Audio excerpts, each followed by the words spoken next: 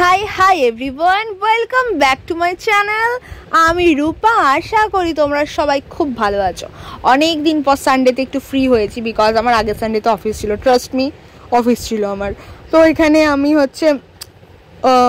Mutton কিনতে চলেছিলাম সানডেতে। ভাবছিলাম একটু ভালো মন্দ খাবো, এই হিসেবে মাটন নিতে এসেছি। অনেক দিন ভালো মন্দ খাইনি বলে, তারপর আনএক্সপেক্টেড মাটন কিনে এসেই দেখি সবজি কাটতে বসেছি, আর মা আমাকে এটা বানিয়ে দিল।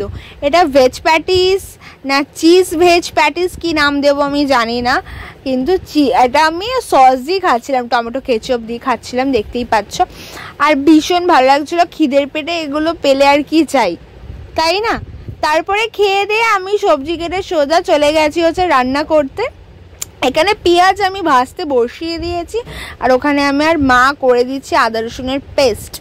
আদা রসুনের পেস্ট হলেই আমি টমেটোটা দেওয়ার পরে আদা রসুনের পেস্ট দিয়ে দেবো। মাংস কেটে এখানে ধোয়া আছে অলরেডি, অ্যান্ড এখানে পেঁয়াজটা আমি একটু লালচে করে ভেজে নিই আগে, তারপরে মাংসটা দেব।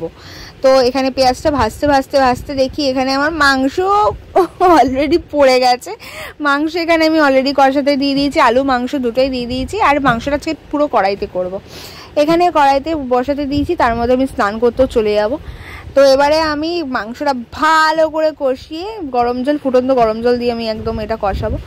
স্নান ফান করে চলে এসেছি, দেখি আমার এখানে মাংস আর ভাত এখানে রেডি। আমার এখানে একদম ভালো একদম স্পেশাল আজকে থালি বলতে পারো, মাটন থালি আমার উইথ সালাড।